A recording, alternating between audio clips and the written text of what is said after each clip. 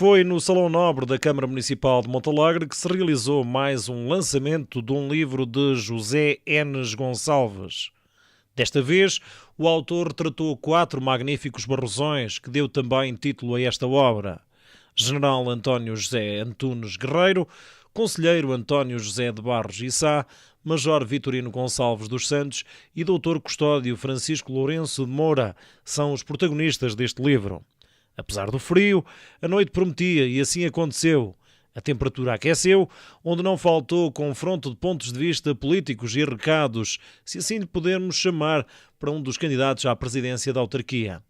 Gorete Afonso deu a abertura da sessão, agradecendo ao escritor o contributo que tem dado durante estes anos em prol da cultura da região.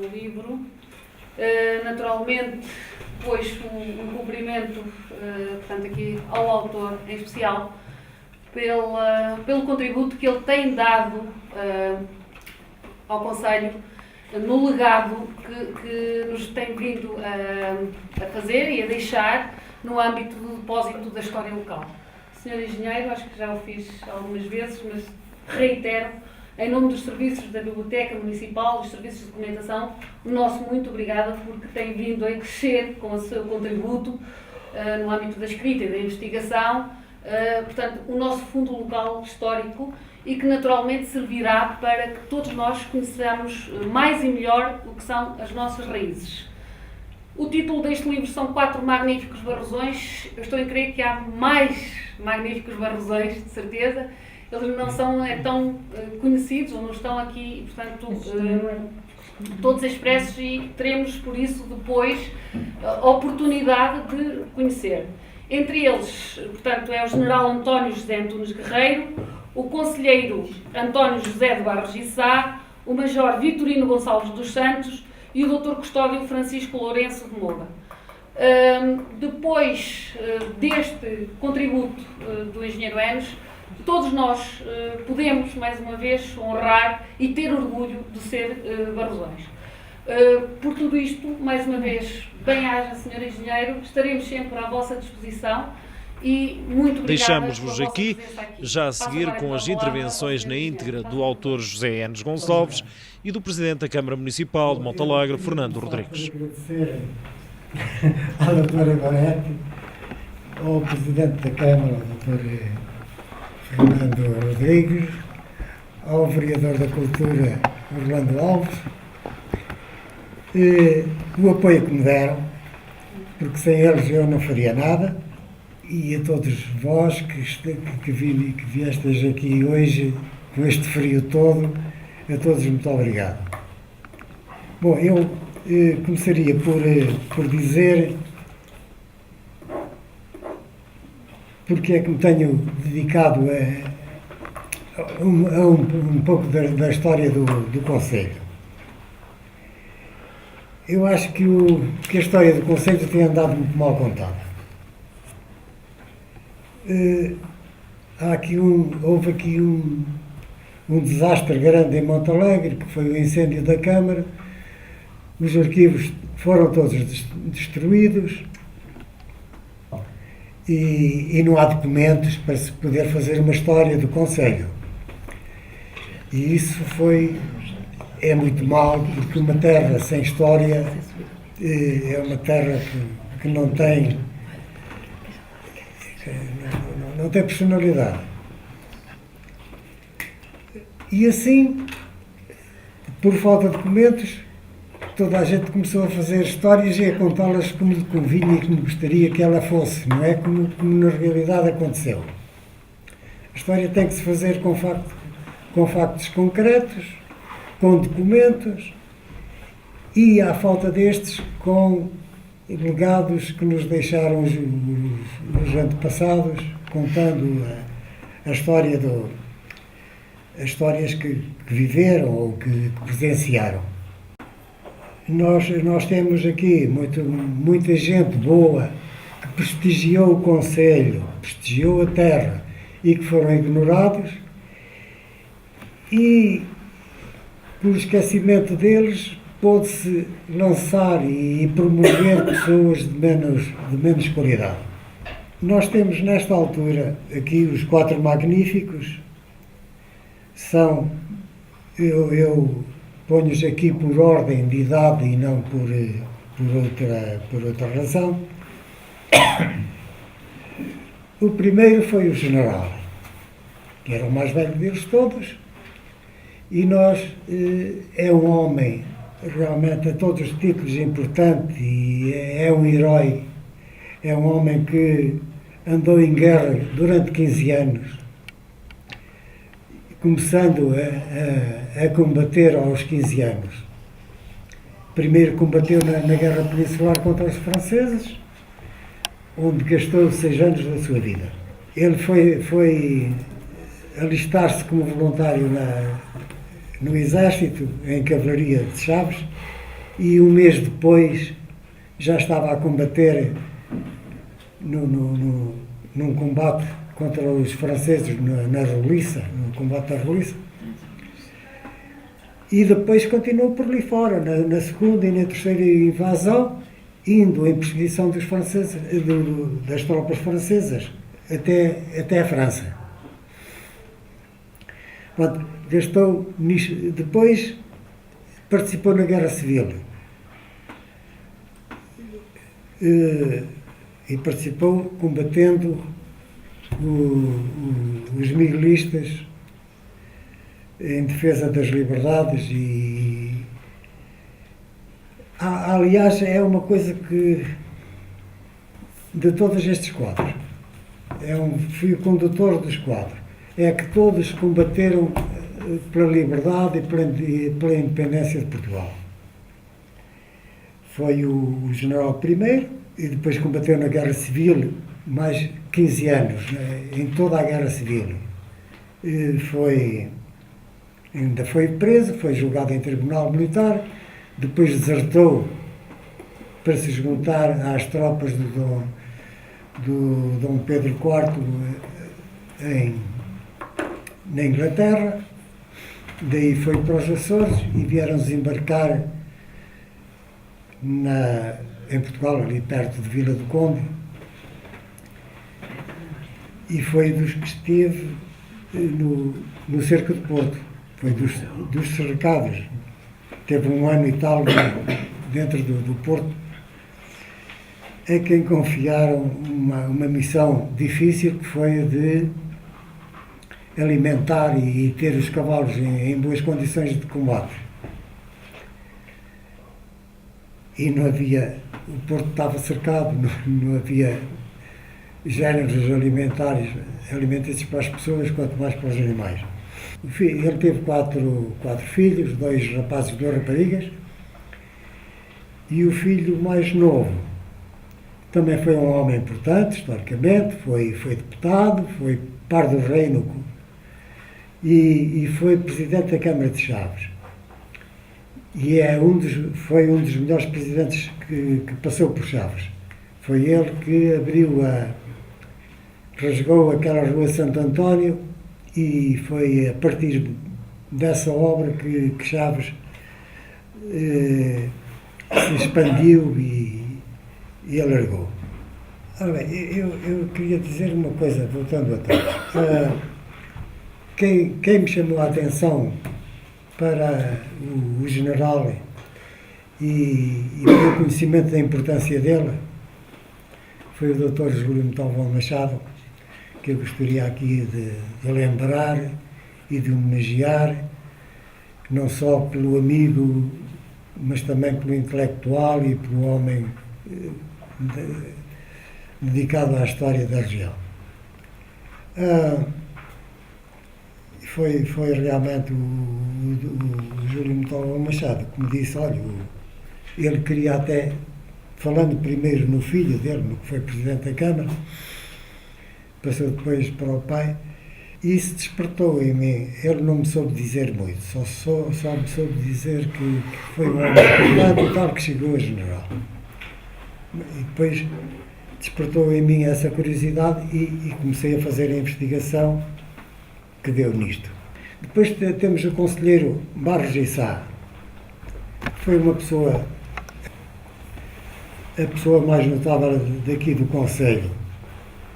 Começou por tirar o curso de advogado,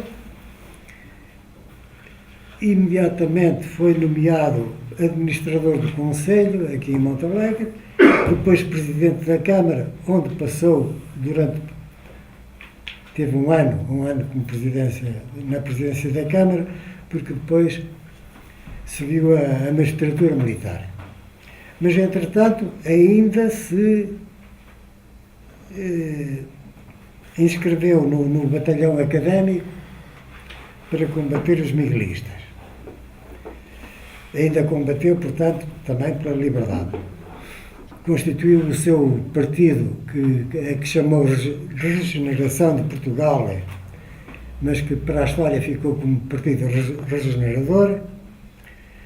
O Barros Gissá imediatamente alinhou com o Duque de Saldanha e depois fez uma carreira política também, paralela à carreira judicial.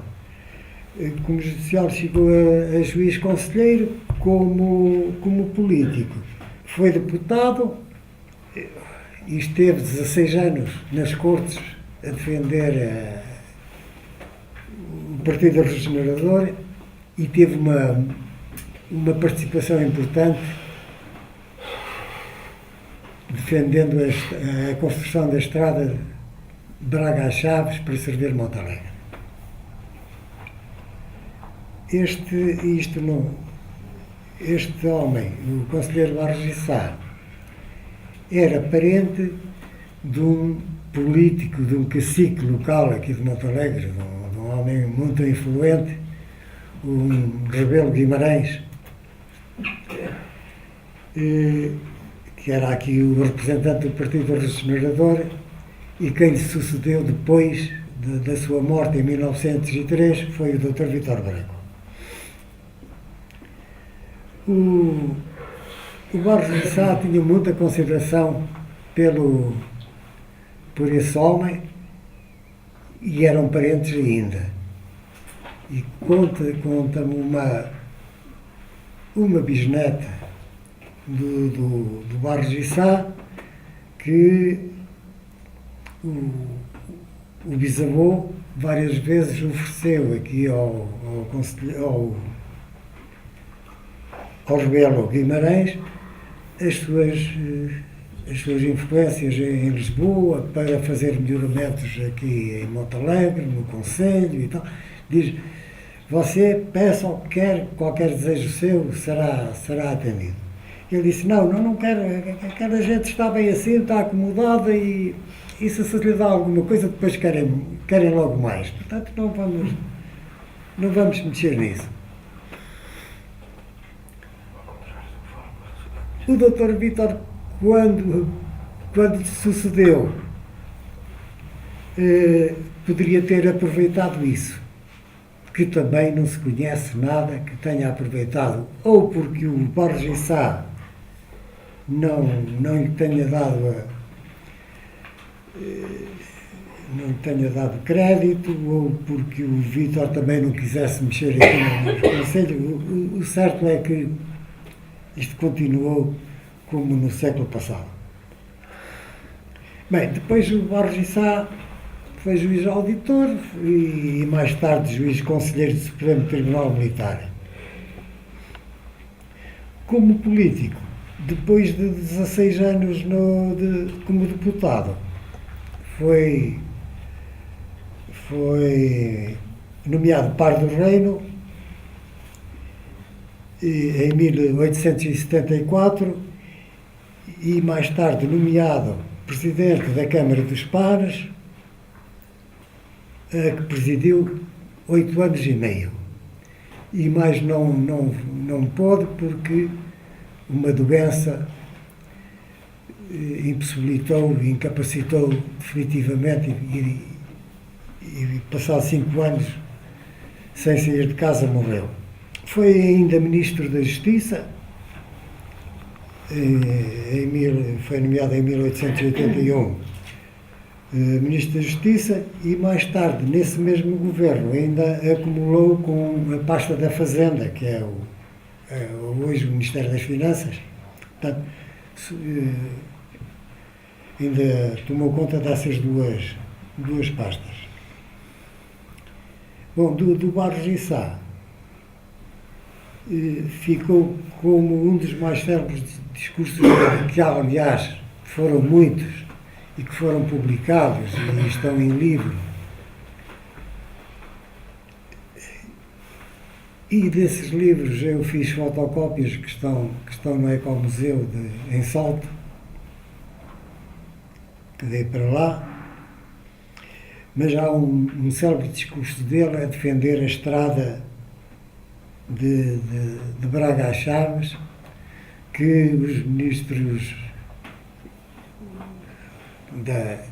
mais influentes queriam desviar e desviaram para Guimarães, Faf, Vila Pouca, Chaves. Portanto, ele indo para Lisboa e fazendo lá, não sei se terá vindo muitas vezes cá acima, se não, mas nunca esqueceu a terra.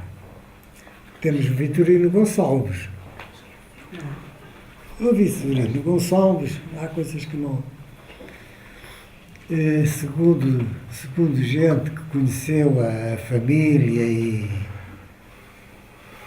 e conheceu a mãe dele ainda, dizem que a senhora, a mãe dele, que era uma rapariga bonita, pequenina, bonita e inteligente, que era dali de Frades, mas que era uma rapariga muito liberal e não se adequando à moral da terra, à moral rígida e tal, veio para a vila. E aqui arranjou 5 filhos de 5 pais diferentes. Um deles foi o Vitorino. O Vitorino que era filho aqui do Morgado do Cerrado, a quem o pai não reconheceu e mandou, quando a rapariga estava grávida, mandou-a embora, como era costume, e nunca reconheceu o filho. E o filho saiu daqui revoltado, com 14 ou 15 anos, revoltado, foi para Lisboa e para ganhar a vida e alistou-se como voluntário no Exército. E passou 10 anos no Exército sem qualquer promoção, sem qualquer interesse, enfim, foi uma perda de tempo. No fim, depois, saiu do Exército e foi para a Marinha. E aí fez carreira. Na Marinha despertou para a política. Afiliou-se na Carbonária, fez propaganda da República e foi um dos organizadores do 5 de Outubro. Estava metido na organização da Revolução e foi um dos heróis da Revolução, quer no combate no quartel dos marinheiros, quer depois na rotunda. Isso foi recompensado por isso, foi reconhecido o valor. Depois da República passou para a Guarda Republicana e para o Exército, casou com a mulher de quem teve um filho, também famoso, um homem importante, como intelectual, como político, e até como revolucionário, foi Piteira Santos.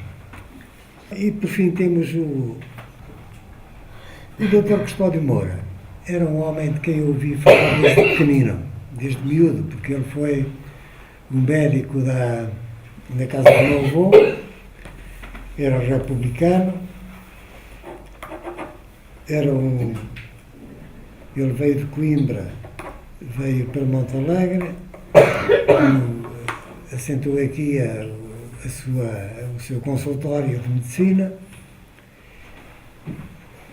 e começou a fazer a propaganda da República.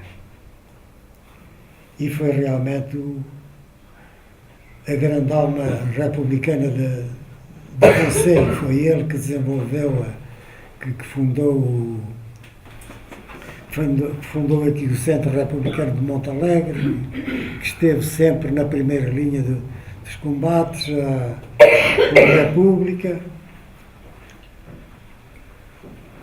Enfim, nunca há ninguém perfeito. Que eu na asneira dizia o meu avô que ele tinha a obrigação de conhecer o Dr. Vítor Branco, mas pelos vistos não conhecia. E a grande asneira dele foi dar-se o 5 de outubro e ele naturalmente é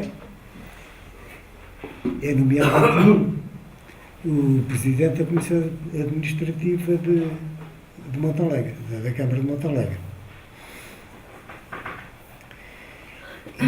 E estendeu, nessa altura, a mão ao Vítor para ajudar a fazer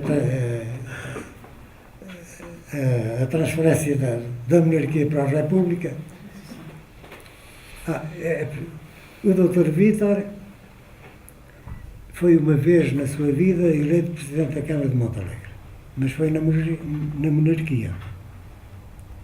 Depois, o Dr. Custódio Moura dá-lhe a mão, então, chama para a República e tal, e passado algum tempo ele tem que se ausentar, mete o Dr. Vítor na Comissão Administrativa da Câmara, como vogal, e passado algum tempo, quando tem que se ausentar por algum tempo, passa-lhe a presidência.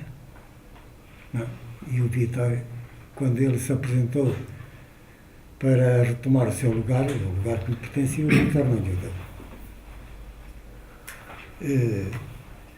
Já tinha mandado todos os vereadores embora, tinha metido uns vereadores suplentes praticamente analfabetos e mesmo alguns, se não quase todos, analfabetos, assinavam com o dedo.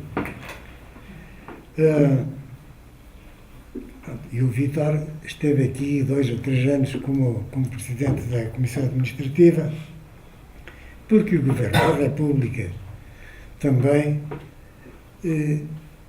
tinha a consciência de que se fizesse eleições autárquicas perdia. E então ganhava nas cidades, perdia no interior. Perdia a parte rural. E então mantinha isto sem eleições, nomeando comissões administrativas. E é assim que o Vítor consegue estar aqui muito tempo na Câmara. É por nomeação e não por eleição. O Dr. Custódio, quando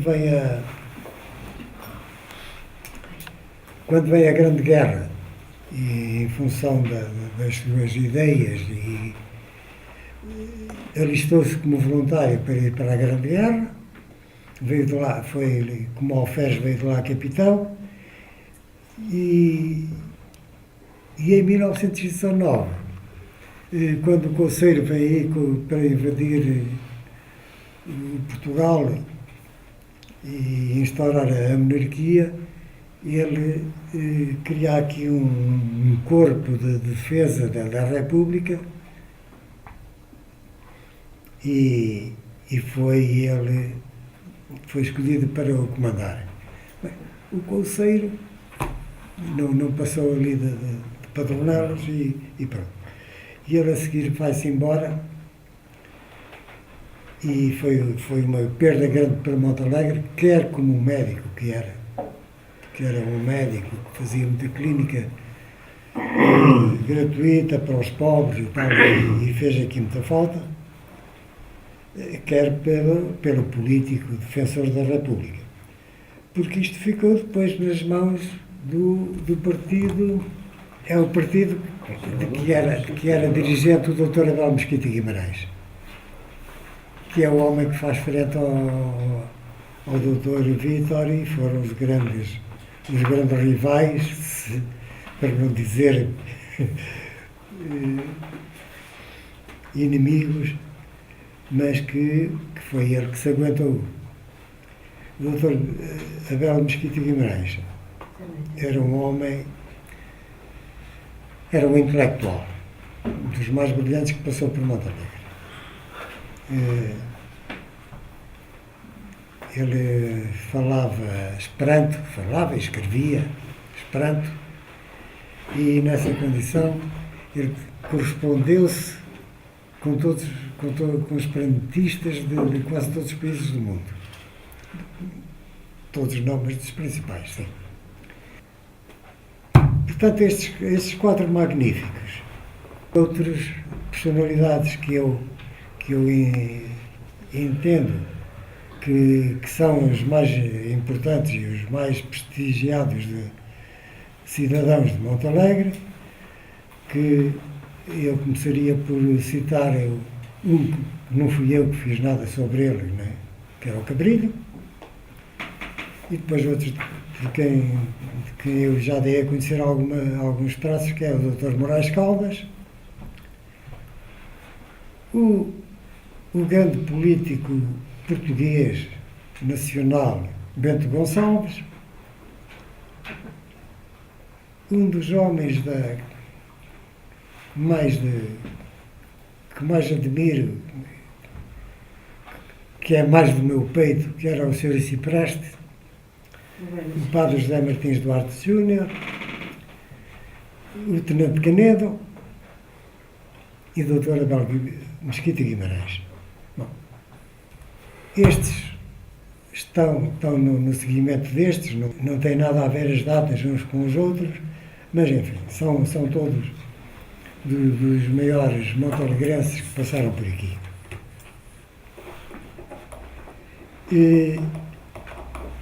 E foram esquecidos durante muito tempo, ainda hoje são um bocado.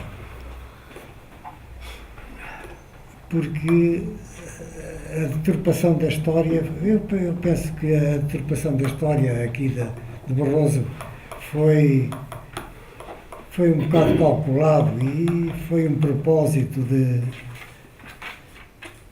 porque assim, esquecendo estes homens, podiam-se promover outros. Naturalmente não vou fazer mais nada, porque já não estou em idade, nem em condições, nem com forças para continuar. Mas se ainda me aparecer assim alguma figura esquecida que tenha prestigiado, como estes que tenha prestigiado a Terra, eu ainda tentarei fazer alguma coisa. Muito obrigado por todos. Vou deixar aqui, evidentemente, em primeiro lugar, um agradecimento ao Enes Gonçalves por mais este trabalho que deixa ao município e a todos os barrosões. Eu estava aqui a dizer à doutora Gaurete que já não faz falta o espaço do arquivo municipal, que há tanto tempo nós andamos a tentar construir. Os documentos que havia queimaram-nos quando incendiaram o tribunal, portanto não temos documentos. Mas ainda temos muitos e estão espalhados. Andam o Enes Gonçalves e outros agora a procurar os documentos para depois nós termos que arranjar sítio para os pôr. Mas é uma obra que vai dignificar quem a fizer. E acredito que eu já não terei possibilidades de a fazer, mas que terá continuidade. Estou certo que o quadro comunitário ainda poderá ter umas sobras, ou no início do próximo 2014, com o próximo quadro comunitário, espero que haja algumas verbas que contemplem, que não sejam todas para a Troika e que deixem também algum dinheiro para a cultura e para infraestruturas culturais que bem falta fazem, e que nessa altura possa avançar um projeto muito bonito, não só um projeto importante do ponto de vista cultural, mas um projeto em termos arquitetónicos que dá outra qualidade a este quarteirão aqui da Praça do Município. Melhora ligeiramente a biblioteca, cria o espaço Bento da Cruz, um espaço também dedicado ao espólio do Barroso da Fonte, e depois a garagem da Câmara, que será ligada também à biblioteca e será o arquivo municipal. Nós não temos realmente muitos documentos, realmente, mas precisamos, mas não temos, mas temos que os procurar também. Nós temos história, temos gente, temos a nossa cultura e precisamos do nosso arquivo organizado, porque nós precisamos de nos conhecer e de conhecer os nossos antepassados, e por isso este contributo do Enes Gonçalves é extraordinário para nós olharmos para trás e sabermos que houve aqui gente que trabalhou e gente que deu nome à nossa terra e gente que prestigiou muito o concelho de Montalegre. Claro que nós podemos fazemos a nossa investigação e muitas vezes temos simpatia por uma determinada personalidade ou deixamos de ter, também em função dos documentos que temos, e às vezes os documentos não são todos acessíveis, e às vezes surgem também documentos que nos obrigam a olhar, porque às vezes há duas versões, e sobretudo quando há personalidades, já há duas ou três versões da mesma personalidade. Eu tenho muita simpatia pela memória do Vítor Branco, e acho que realmente há algumas questões sobre a vida e a obra do Vítor Branco que são contraditórias, que já ouvi os maiores elogios, e parece-me que o Vítor Branco, que foi realmente uma figura imbatível, também em termos intelectuais, mas em termos de fervor político e partidário, e também um homem com uma noção para o desenvolvimento e o progresso do concelho. Há também quem ache que ele não teve essa vertente humana que devia ter um dirigente, devia ter um político de craveira. Portanto, nós precisamos, isto para quê? Isto para dizer que nós precisamos de muita investigação, nós precisamos de muito trabalho, e o contributo que é dado por gente que se ocupa destas coisas é extraordinário. E eu posso ter simpatia por este ou por aquele e por aquele outro, mas isso é uma questão pessoal. Agora, a questão institucional é outra, e a cultura não tem cor política e a cultura não tem partido. E nós estamos aqui para apoiar. Eu, ainda há dias, acho que antes deste, lançamos aqui um livro também, que falava de uma personalidade também, que envolta em polémica, sem dúvida um grande barrosão, um padre que foi condenado a 40 anos de cadeia, não seria grande peça, mas não deixou também de ser uma figura com talento e um grande militar, e também teria, nós também temos provavelmente algum do sangue daquele homem, não é? Também somos temperamentais, também somos duros, também muitas vezes somos agressivos, mas portanto nós precisamos de muito trabalho para nos conhecermos melhor, e também trabalho contraditório para depois cada opinião poder ser sintetizada e poder servir para quem quiser ler e quem quiser investigar, formar a sua própria opinião.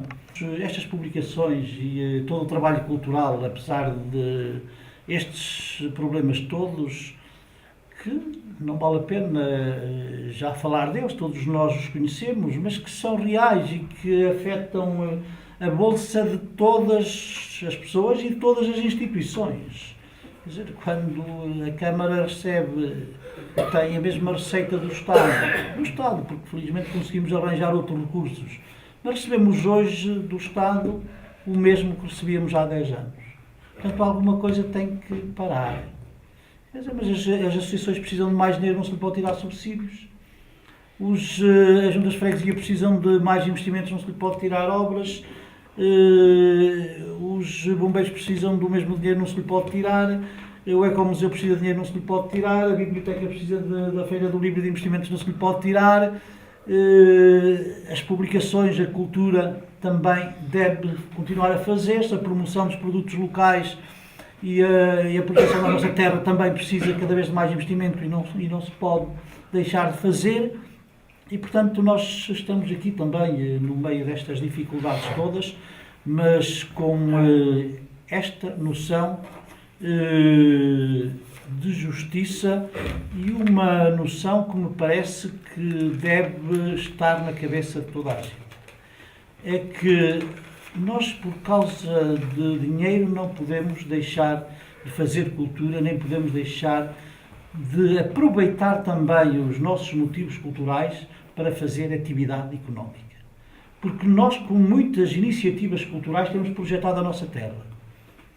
E temos, ao mesmo tempo que projetamos a nossa terra, trazemos muita gente à nossa terra e criamos também emprego e riqueza. Portanto, quando se investe em cultura, para além de ser o melhor que se pode dar às pessoas, que é o conhecimento, é a preparação, é a educação, e isso não pode faltar, e não pode faltar num Estado democrático e num Estado civilizado, e nós teremos sempre que o fazer, e vamos continuar a fazê-lo de certeza absoluta, e a investigação, as publicações, os trabalhos dos nossos autores serão sempre apoiados, não tenho dúvida disso. É por isso que eu também, hoje temos aqui esta publicação apoiada pela Câmara, no seguimento de muito trabalho que o Enes Gonçalves já deu ao Ecomuseu e ao município de Montalegre e aos Barrosões.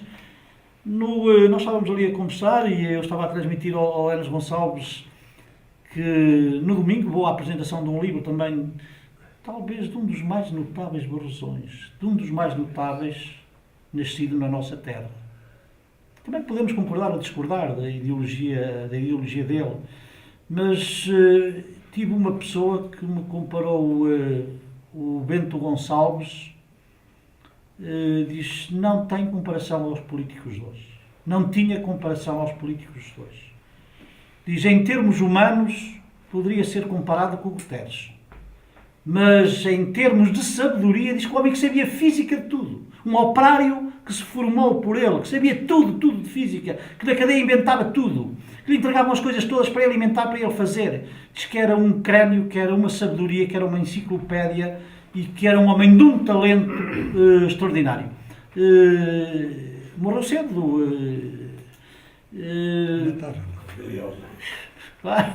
Claro, não deixa. Nós conhecemos-lo mal, acho que devemos conhecê-lo melhor, a ele e a outras personalidades também, porque isso contribui muito para a nossa autoestima e para o orgulho dos barrosões. E é por isso que estes 4 magníficos barrosões enaltecem também a nossa terra e a nossa gente. E ficamos hoje a saber mais, ficamos mais ricos, podemos dizer que ficamos com uma família mais forte, com uma família maior e com uma família, se quisermos dizer, com mais atributos, com mais qualidade e com mais capacidade também de afirmação. Enes Gonçalves, caro engenheiro, deixo-lhe os meus agradecimentos renovados.